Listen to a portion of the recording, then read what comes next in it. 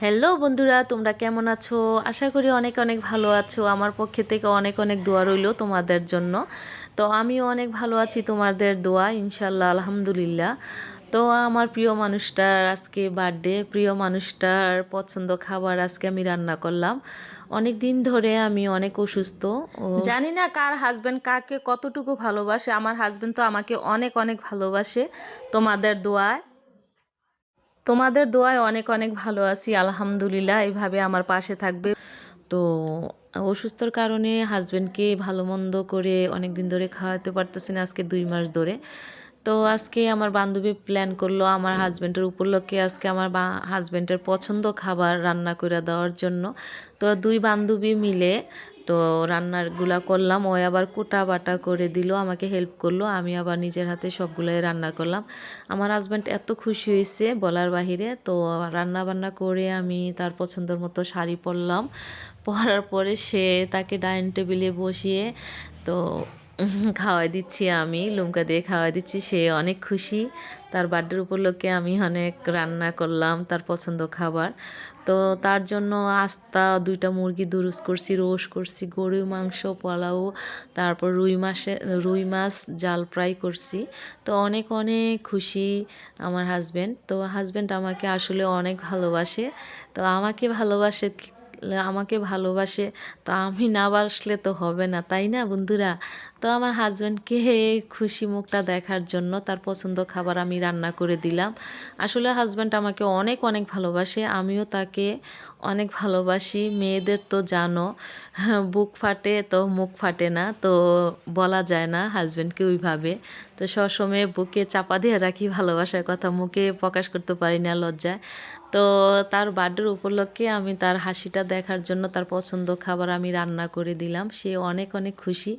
তো আমাকে বসিয়ে বলতেছে আমাকেও খাওয়াই দিলা, তোমাকেও আমি কয়েকটা লুমকা খাওয়াই দিই। তো আমাকে বসিয়ে খাওয়াই দিতেছে আমার যে বেস্ট ফ্রেন্ড আফরিন। আফরিন আমার বান্ধবী পিছ থেকে বলতেছে, ক্যামেরা পিছন থেকে, জামাইবু খাইলে হবে না, আমার জন্য একটু রাখো। তো আফরিন বলতেছে কি, আমিও ভাইয়াকে খাওয়াই দেবো, তুমি একলা খাওয়াই দিলে হবে না। তো আফরিন আবার শাড়ি পরতেছে। আসলে আজকে ওই শাড়িটা পরনে ওকে এত কিউট লাগতেছে, মাশাল্লাহ, অসাধারণ। কি বলবো। তো ওই আবার শাড়ি পরে আসতেছে আমার হাজব্যান্ডকে খাওয়াই দেওয়ার জন্য, বলতেছে আমিও লুমকা দিয়ে খাওয়াই দেবো ভাইয়া, আজকের আমার হাতের খাবার খেয়ে ভাইয়া অনেক মোটা হয়ে যাবে। তো আমি বলতেছি না, একদিনে খাবার খেয়ে যদি মোটা হতো তাহলে তো কথাই নাই। আমার হাজব্যান্ড বলতেছে না, আমি যতটুকু মোটা আছি আল্লাহর কাছে আলহামদুলিল্লাহ, আমি বেশি মোটা হইতে চাই না, আমার স্লিম ফিগার অনেক সুন্দর। তো বান্ধবী চলে আসতেছে, আমার হাজব্যান্ড আবার দেখাচ্ছে বান্ধবীকে, আমার আরেক কয়েকটা বান্ধবী আছে। তো আফরিনকেও দেখাচ্ছে, আরও ভাবিকেও দেখাচ্ছে, আমার একটা বড় আপু আছে তাদেরকেও দেখাচ্ছে কে খেয়ে আস্তা মুরগির দুরুস খাবে। তো আমার প্রিয় বান্ধবী চলে আসলো আফরিন দুলাভাইকে লুমকা দিয়ে খাওয়ার জন্য। তো বলতেছে বার্থডে উপলক্ষে দুলাভাইকে একটু খাওয়াই দেই, এই শালির হাতের খাবার কত মজা সেই দুলাভাই অনুভব করবে। তো দুলাভাই আবার লজ্জা হাসি দিল।